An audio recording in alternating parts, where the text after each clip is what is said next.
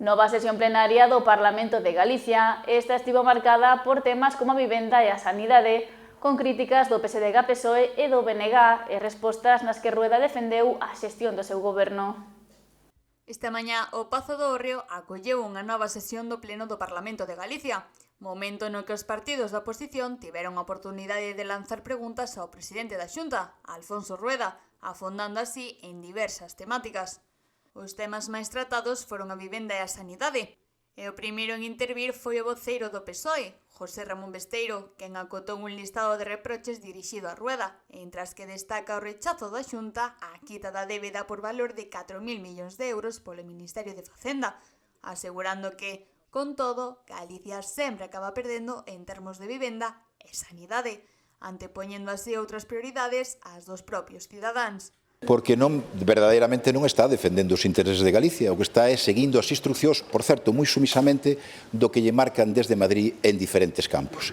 Nesa guerra obsesiva que ten Feijóo contra o goberno de España e contra Pedro Sánchez, vostedes, os presidentes das comunidades do Partido Popular, forman parte dese teatrillo donde, vostede aparece como un figurante, un triste figurante donde Galicia sempre perde, señor Rueda.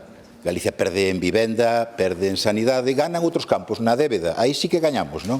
Porque cando Feijóo lle dá as órdenes de non aceptar a condonación da débeda que lle plantea o Estado, que lle ofrece o Estado, por 4.010 millóns, o que supón na práctica que vostede lle rouba aos galegos e as galegas 4.010 millóns, que non lle son cartos do PP, sonlle cartos de todos nós. Cando vostede dice, botémonos fora do Plan Nacional de Vivenda, o que lle está dicindo é non á incorporación deses importantes ingresos que poden vir para facer máis vivenda pública. Lle está dicindo non aos do Partido Popular, lle está dicindo non a milleiros de galegos e galegas, por exemplo, os 22.700 que están inscritos nese rexistro de vivenda pública. Na súa resposta, o mandatario galego asegurou que as prioridades da Xunta estaban por riba dos intereses, algo que podía observarse nos presupostos autonómicos.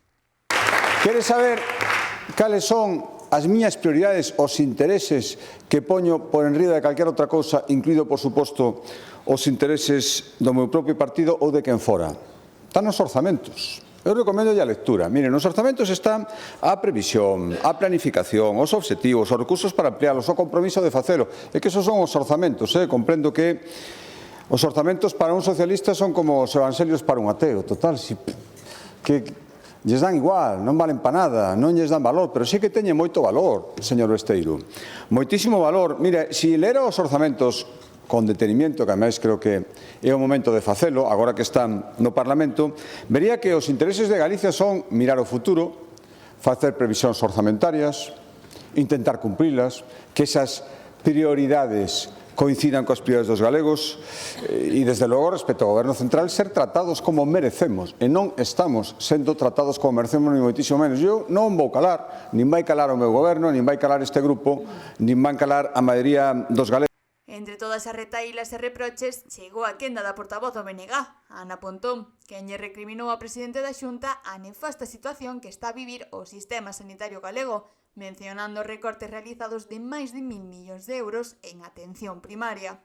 Pregúntolle canto tivo que agardar vostede a última vez que pediu cita no centro de saúde.